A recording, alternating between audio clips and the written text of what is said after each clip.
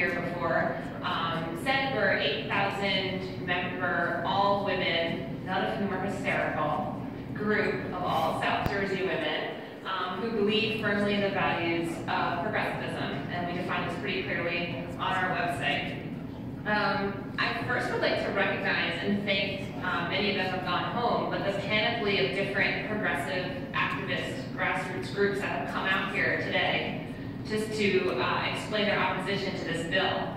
We've had everything from New Jersey 11th to Change, Indivisible, Our Revolution, Action Together, groups of North Jersey, South Jersey, Princeton, the Shore.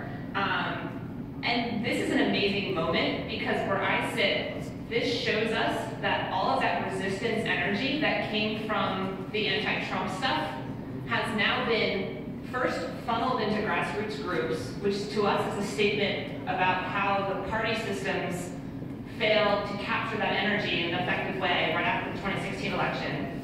They've been funneled into grassroots groups, and now instead of just being upset about the Trump situation, which our ability to do much about is limited, we're actually using that energy at the state level. And I think this is a bit of a paradigm shift for the folks in this room, because prior to now, progressive groups have not been hyper-organized outside of party structure.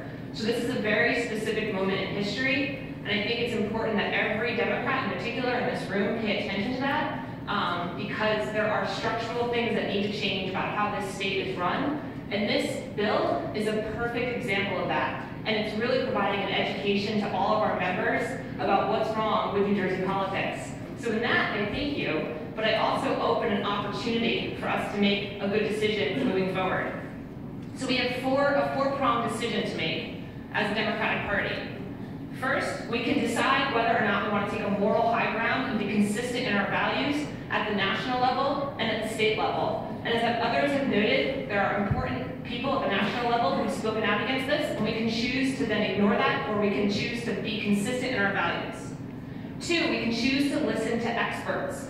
Again, this is another thing at the national level we criticize Republicans for, and right here we have an opportunity to listen to all kinds of experts from all kinds of places about what's best as far as legislation is concerned. Three, we can choose to value marginalized voices, and others have commented on that. And four, finally, we can choose to work across party lines. I have to admit, I find it super weird that I'm like snapping when Republicans are speaking, but it's an opportunity for us, I think. It's an opportunity that the Democratic Party, progressive activists, can all have a coalition behind good governance. And I think it's an inspirational and exciting opportunity for our state to finally move in that direction for better structures for democracy writ large. Thank you. Thank you for that testimony.